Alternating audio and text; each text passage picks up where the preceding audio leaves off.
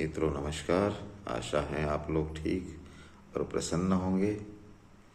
कई बार क्या होता है, मनुष्य जैसा सोचता है वैसा उसका रिजल्ट नहीं आता है, उसके परिणाम नहीं आते हैं और व्यक्ति निराशा में डूब जाता है। जब भी आप निराश हो तो मनुष्य की शक्ति को पहचानना हो तो आप अपने आसपास चलती हुई गाड़ियों को देखो, अपने घर में जल रहे गैस को देखो, अपने घर में जल रही लाइट को देखो और अपना बना हुआ घर को देखो और आसमान में उड़ते हवाई जहाज हेलीकॉप्टर को देखो। उसी प्रकार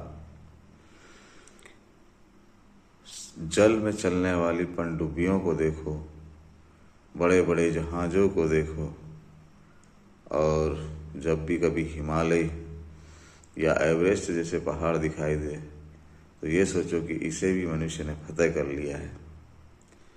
उसी प्रकार आसमान में देखो तो मनुष्य ने चंद्रमा पर कदम रख दिया है और आगे देखो तो मंगल ग्रह तक पहुंच गया है। कुल मिलाकर कहने का मेरा ये मतलब है कि मनुष्य में असीम ऊर्जा प्राकृतिक या प्राकृतिक रूप से प्राप्त है। आप सिर्फ क्या अपने आप को सीमित कर लेते हैं, आपकी सोचने का दायरा सीमित कर लेते हैं, इसलिए आप जो है परेशान हो जाते हैं, विचलित हो जाते हैं। लेकिन जिसको बोलते हैं प्रकृति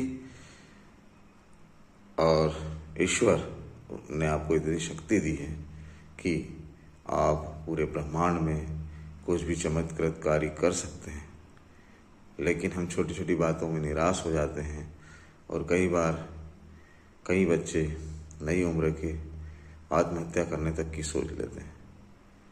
तो जब भी निराशा हो आप अपने आसपास उपलब्ध इन चीज़ों को देखो कि मनुष्य ने कितने कितने बड़े आविष्कार किए हैं, उसके दिमाग में कितने बढ़िया आइडियाज़ हैं। आप भी उन आइडियाज़ में बहुत सारे काम कर सकते हो। ज़रूरी नहीं कि आप जैसा सोच रहे वैसा ही हो, आप उससे भी बेहतर काम कर सकते हैं।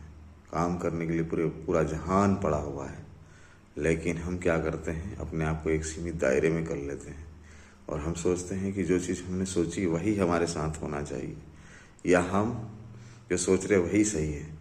इस भावना से बाहर निकलकर अपनी शक्ति को पहचानो, पूरे ब्रह्मांड में हलचल मचा दो। Thank you very much.